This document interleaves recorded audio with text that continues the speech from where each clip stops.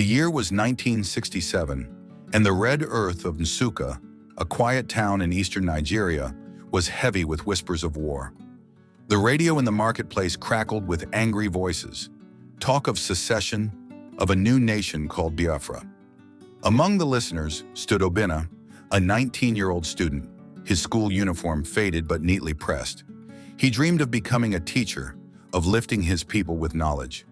But that morning, his dream was interrupted by the sound of boots marching down the road. The soldiers had come. The air smelled of gunpowder and burning yam.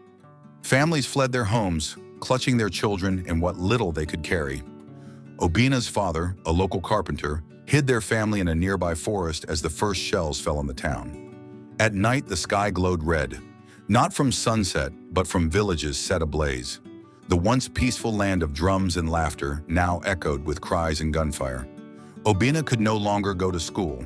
Instead, he joined a group of young volunteers helping refugees find food and water. Hunger became their greatest enemy. Kwashiorkor, the disease of starvation, haunted the children's faces. Months passed. Biafra had declared independence, but the blockade tightened. Obinna's elder brother, Ikechukwu, joined the Biafran army. Before leaving, he placed a small hand-carved wooden cross into Obinna's hand. "Whatever happens," he said, "remember, we are one people, even if the world forgets us." Weeks later, a letter came. It was short, written in shaky handwriting. "Greater than Obi, I have seen things no man should see, but I fight not for power, but for peace, for Mama, for you, for our home." That was the last letter. Ikechukwu never returned. By 1969, the war had devoured everything. Roads turned to graves, and the once lush farmlands were dry and barren. Obinna's mother died in a refugee camp near Owerri, her last words a prayer for unity.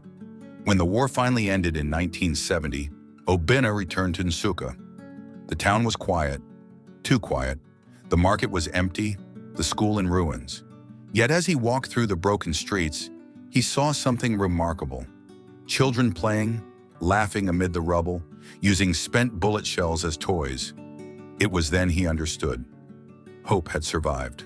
The seeds of tomorrow. Years later, Obinna became a teacher, just as he had dreamed. He told his students stories not of hate, but of healing, of how brothers once fought and how they must never fight again. He ended every lesson with the same words: "War divides, love rebuilds. Nigeria must never forget."